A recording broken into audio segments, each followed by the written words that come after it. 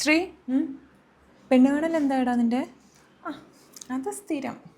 വന്നു, കണ്ടു, ചായ കുടിച്ചു, പലഹാരം കഴിച്ചു. സ്ത്രീധനത്തിൻ്റെ കുറച്ച് കണക്കുകൾ അങ്ങോട്ടും ഇങ്ങോട്ടും കേട്ടപ്പോൾ ഞാൻ ഗുഡ് ബൈ പറഞ്ഞു വിട്ടു. ഇതും മുടക്കിയോ നീ? എടി, അത് മുടക്കുന്നൊന്നും അല്ലടി, അങ്ങനെ ഒഴിവാക്കിയതൊന്നും അല്ല. നിനക്കറിയാലോ എൻ്റെ വീട്ടിലെ കാര്യങ്ങളൊക്കെ. അച്ഛൻ പോയിട്ട് ഇപ്പോൾ ഇത്രയും നാളായി. ഞാൻ ഈ ഒരു ജോലി കൊണ്ടാണ് അനിയനെയും അനിയത്തിനെയും ഒക്കെ പഠിപ്പിക്കുന്നതും അമ്മയുടെ കാര്യങ്ങളും മരുന്നും മന്ത്രവും.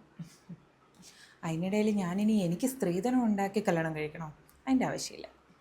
നിനക്കെന്നാ ഹരിസാറിനോട് ഇഷ്ടമാണെന്നുള്ള കാര്യം തുറന്നു പറഞ്ഞൂടെ? എടി, ഹരിസാറിന് നന്നായിട്ടറിയാം എനിക്ക് സാറിനെ ഇഷ്ടമാണെന്നുള്ളത്. പക്ഷേ സാർ ഒരു വട്ടം പോലും ആ ഒരു കാര്യം സാറിന് അറിയാമെന്നുള്ളത് പ്രകടിപ്പിച്ചിട്ടില്ല. ആദ്യമൊക്കെ എനിക്ക് ഭയങ്കര സംശയമായിരുന്നു, സാർ എന്താ ഇങ്ങനെ, എനിക്കൊന്നും മനസ്സിലാവുന്നുണ്ടായിരുന്നില്ല. പക്ഷേ പിന്നെ നമുക്കിഷ്ടമുള്ള ഒരാളെക്കുറിച്ച് ഇങ്ങനെ കൂടുതൽ അന്വേഷിക്കുമല്ലോ. അങ്ങനെ അന്വേഷിച്ചപ്പോൾ എനിക്ക് മനസ്സിലായൊരു കാര്യം, സാറിൻ്റെ വൈഫ് മരിച്ചിട്ട് ഇത്രയും വർഷമായിട്ടും സാറത് ആ ഒരു റിയാലിറ്റി ആയിട്ട് പൊരുത്തപ്പെട്ടിട്ടില്ല. സാർ എപ്പോഴും സാറിൻ്റെ വൈഫിൻ്റെ കൂടെ തന്നെയാണ് ജീവിക്കുന്നത്. അതൊരു പ്രത്യേക ഭംഗിയല്ലേ? ഒരിക്കലും തിരിച്ചു വരില്ല എന്ന് ഉറപ്പുള്ള ഒരാളെ ഇപ്പോഴും അതേ തീവ്രതയോടെ കാത്തിരിക്കുക, അല്ലെങ്കിൽ അതേ തീവ്രതയോടെ സ്നേഹിക്കുക.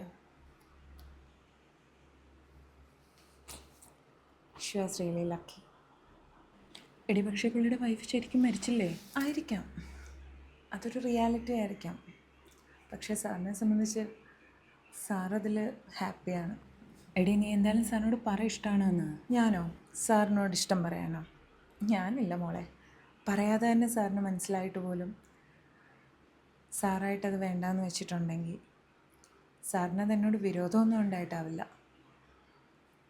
പക്ഷേ ചില ഇഷ്ടങ്ങൾ അങ്ങനെയായിരിക്കും. അതെൻ്റെ മനസ്സിൽ തന്നെ ഇരുന്നോട്ടെ.